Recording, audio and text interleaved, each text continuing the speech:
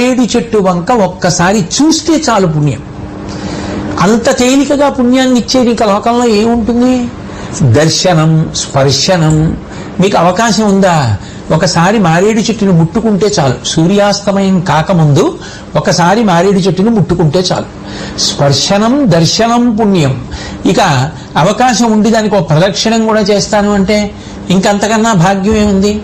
కంచి కామకోటి పీఠాధిపత్యం వహించిన మహాపురుషులు, నడిచే దేవుడిని పేర్గాంచినటువంటి మహాపురుషులు, అపర శంకరావతారమని కీర్తింపబడినటువంటి వారు భారతదేశం నలుచెరగుల సన్యాస ధర్మాన్ని కించితు తప్పకుండా పాదచారి అయి పర్యటించినటువంటి వారు నిరంతరము కామాక్షి పరదేవత యొక్క నామాన్ని విచ్చరిస్తూ ఉండడం అలవాటు పడినటువంటి వారు శాంతాకృతిం హితవచ పరిభాషమానం గంభీర భావముతులం విజిత